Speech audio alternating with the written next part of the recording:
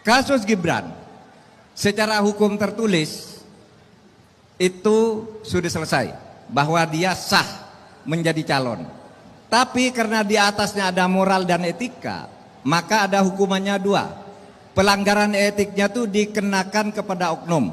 Misalnya ketua MK yang sudah diberhentikan itu karena jelas-jelas dia terbukti melakukan pelanggaran berat di dalam bidang etika sehingga diberhentikan.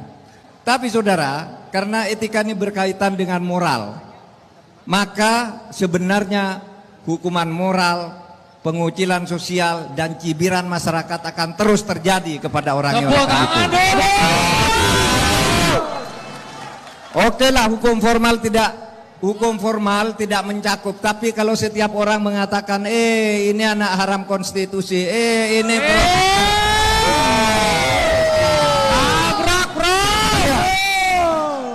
itu kan hukuman sosial di tengah masyarakat, hukuman moral juga. Anda tidak sah, gitu. Anda karena pertolongan angkel paman.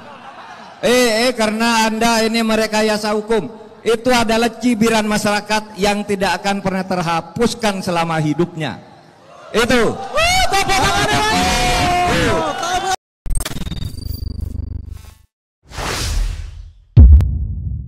Terbukti Ketua KPU Hasyim Asy'ari melanggar kode etik dengan meloloskan Gibran. Nah loh, jadi gimana kalau sudah begitu?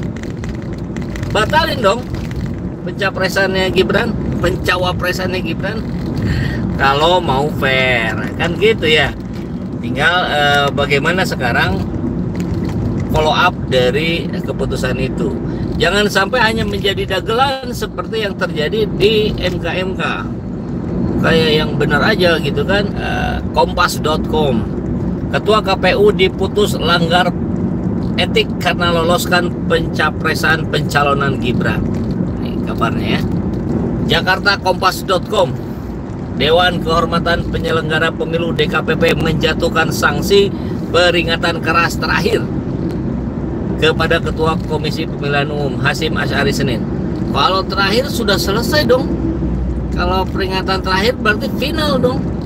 Harusnya dipecat dong.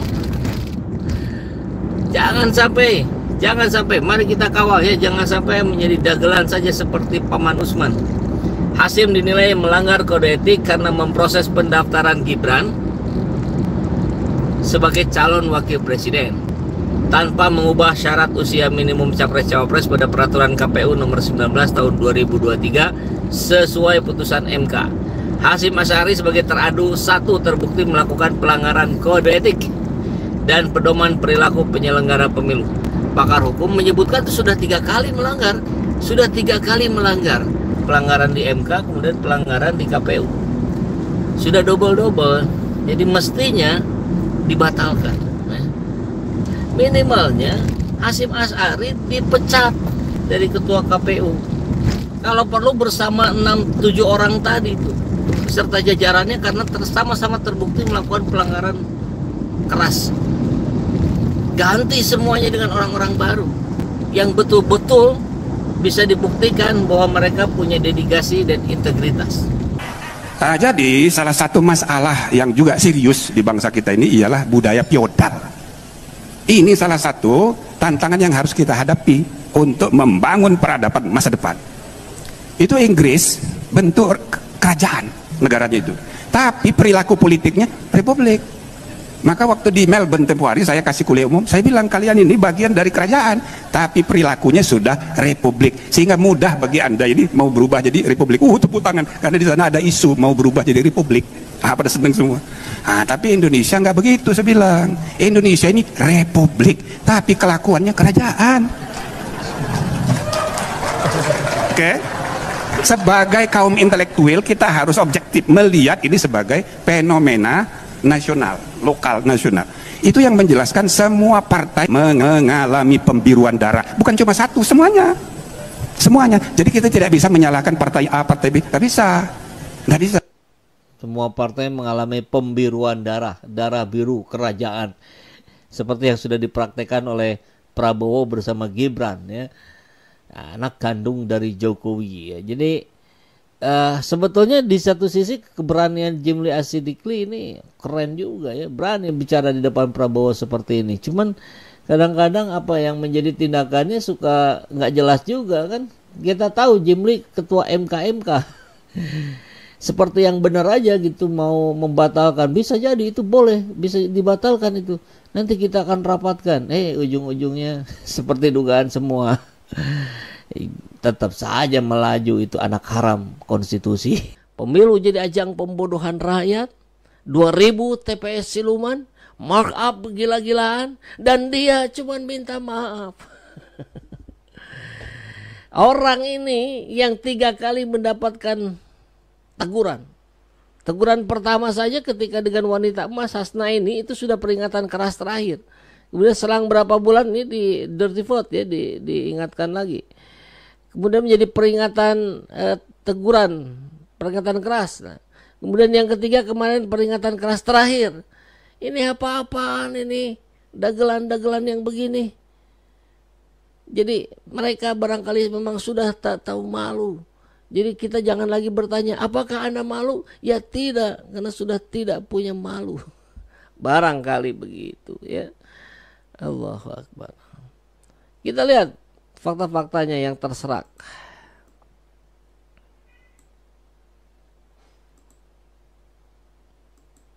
Lah wong menang sombong niku jenenge jumawa. Lah wong kalah iso nampa niku jenenge legawa. Tapi lak kalah nyakune menang jenenge sapa sing ngomong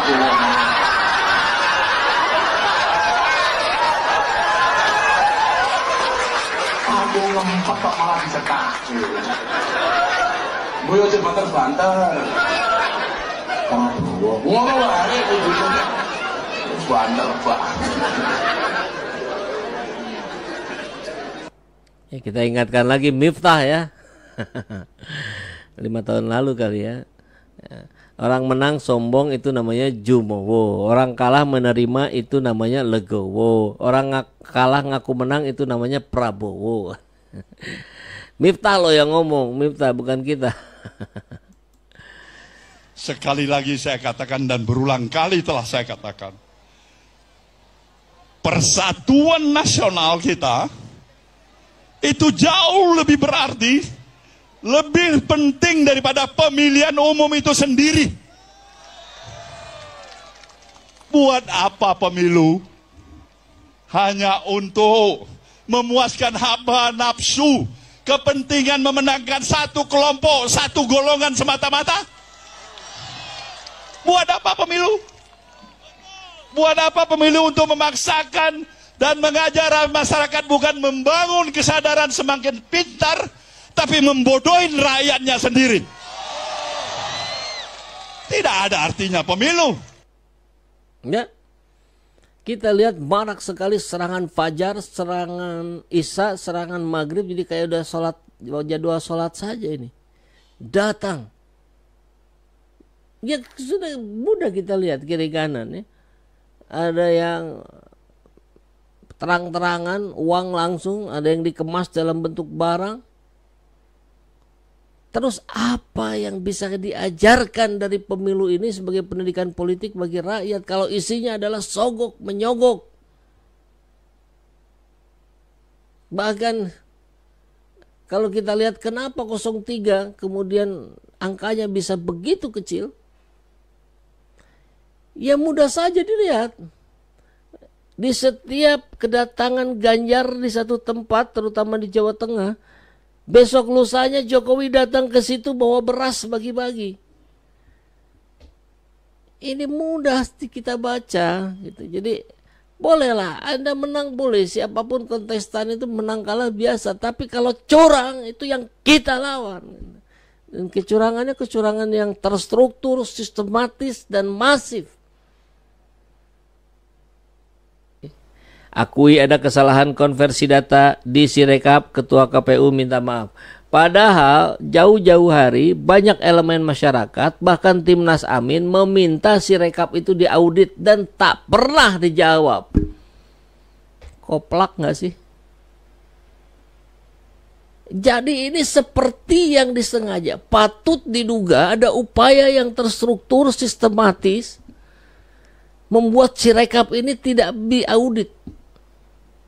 Bahkan yang berseliweran katanya apa hostingnya itu ada di Cina. Yang begini-begini banyak luput dari pemberitaan, tapi kita sudah menayangkan dengan Kang Agus Mulyana ya, salah satu pakar IT. Dia pun sudah meminta audit dulu jauh-jauh hari. Kita ingatkan itu beberapa bulan sebelum 14 Februari. Tapi kan jangankan saya Saiful Jaman, Timnas Amin saja nggak direspon kok. Ujungnya minta maaf. Bisa kita terima permintaan maaf kayak begini? Ya tidak dong. Karena Anda sudah mengabaikan tahap-tahapan perencanaan yang matang. Ingat, gagal dalam merencanakan sama dengan merencanakan kegagalan. Jadi Anda Hasyim Asy'ari, Anda tampaknya seperti yang sengaja sedang merencanakan kegagalan Sirekap. Sehingga sekarang jadi gaduh di mana-mana. Atau mungkin ini malah pengalihan isu agar yang real count-nya nanti disamakan dengan quick count. Boleh jadi. Kita harus berpikir antisipatif. Wah, jangan suudzon dong. Wah, dalam hal begini bukan persoalan suudzon, ini namanya antisipasi, waspada. Apalagi kita tahu ada kecurangan-kecurangan yang dilakukan oleh 02. Pelanggaran etika itu kecurangan, bukan dia kecurangan. Oke, kita lihat lagi. Nah, ini pernyataan Faisal Assegaf, statement cadas dari Faisal Assegaf. Kita dengarkan ya. Pusatnya kejahatan, kumpulan para penipu-penipu yang berkedok intelektual. Itu bukan menurut saya. Menurut Prabowo Subianto memang quick count itu kelompok pembohong, penipu. Dan itu dimuat di media ya? Dan itu sudah disosialisasi oleh Gerindra di seluruh Indonesia. Jadi kalau bicara quick count, lembaga survei, Prabowo adalah satu-satunya tokoh yang sudah melakukan sosialisasi bahwa ini kelompok penipu ulung, pembohong besar. Itu kapan disampaikan oleh Prabowo? Tahun 2019, tahun 2014. Masih ada jejak digital? Datanya di BBC London, bukan media abal-abal, di berbagai media nasional juga. Jadi rakyat sudah tahu. Kalau mau mencari para penipu berbasis data abal-abal, bertopeng intelektual, itulah lembaga-lembaga survei yang punya kemesraan dengan kekuasaan. Mereka menjadi instrumen kepentingan untuk melanggengkan kecurangan. Tapi hari ini Prabowo menggunakan jasa yang sama. Jadi lembaga survei itu lagi. Seolah-olah Prabowo bekerja sama dengan pembohong untuk bagaimana bisa menang dengan cara kebohongan. Maka rakyat akan berkesimpulan, bisa ya, 2 kali dia dicurangi. Kemudian karena dia dicurangi tersebut, dia harus bersekutu dengan lembaga penipu publik, pembohong publik untuk mendapatkan kemenangan secara curang. Yang berhak mengumumkan kemenangan itu KPU. Itu konsensus politik, itu ada aturan, ada landasan hukum. Tiba-tiba ada satu kelompok yang hanya punya kedekatan dengan dinasti politik, lembaga-lembaga survei itu menyajikan quick count secara terbuka yang sampelnya diambil hanya dari 2000 TPS. Tidak mewakili hampir 1 juta TPS yang tersebar di seluruh Indonesia. Sangat tidak mewakili. Dan saya mau kasih tahu, 2000 TPS itu diduga kuat adalah TPS siluman, TPS hantu. Karena mereka tidak umumkan di mana adresnya. Dan apa faktanya? Terungkap di layar televisi. Ternyata hasil quick count itu sudah dirancang pada tanggal 13, 1 hari sebelum tanggal 14. Itu sekarang beredar di seluruh media sosial. Artinya apa? Ini satu desain penipuan dari watak politik dinasti yang selama ini sudah secara terang dan tegas disampaikan oleh para akademisi. Masih ada kelanjutan ya, kita lanjut di bawah. Para akademisi, guru besar, para pakar hukum. Jadi tindakan quick count ini adalah pembenaran bahwa dinasti politik terlalu jauh bergerak memandu kecurangan bernegara, kecurangan berdemokrasi yang dapat mengancam. Dan apa yang terjadi hari ini itu terkonfirmasi lewat film itu ya? Iya, Dirty Vote. Jadi survei-survei, bansus-bansus, semua proses intimidasi politik, diskriminasi politik. Hari ini terbukti. Kalau kecurangan ini dibiarkan, berarti kita menghasilkan pemimpin bermental pencuri, pemimpin bermental maling, karena dia lahir dari lembaga-lembaga survei yang dipandu oleh aneka opini kebohongan. Ini kalau sudah terjadi seperti ini, kecurangan yang begitu masif, yang seharusnya kalau menurut Bung Faisal bilang ada data yang memperlihatkan real count sementara, itu kan menunjukkan bahwa sebenarnya posisi Amin. Saya mau bilang begini Bang, hari ini terjadi gerakan rakyat di berbagai media sosial. Dari 800.000 TPS yang tersebar di seluruh Indonesia, C1-nya mulai dipublik oleh rakyat di berbagai media sosial. Memberikan indikasi kuat, Anies itu sangat berpeluang masuk ke putaran kedua. Bahkan unggul di atas 60%. Silakan lihat di Twitter, lihat di Instagram, lihat di YouTube. Rakyat berpartisipasi, memberikan bukti. Ini loh TPS ini Anies menang, TPS ini Anies menang. Sementara kelompok yang mengusung Prabowo dengan menggunakan instrumen lembaga-lembaga survei itu hanya berbicara dalam topeng-topeng akademis yang tidak bisa menunjukkan fakta. Kalau sudah kondisi begini, jangan mau dibodohi. Jadi kesimpulan revolusi rakyat. Harus ada gerakan revolusi rakyat secara damai, turun ke jalan melakukan perlawanan dengan cara-cara yang intelektual. Galang konsolidasi, lawan kecurangan dalam bernegara, lawan kecurangan dalam berdemokrasi. Nah mungkin dugaan saya juga daerah-daerah ini akan teriak referendum untuk meminta mengevaluasi proses demokrasi.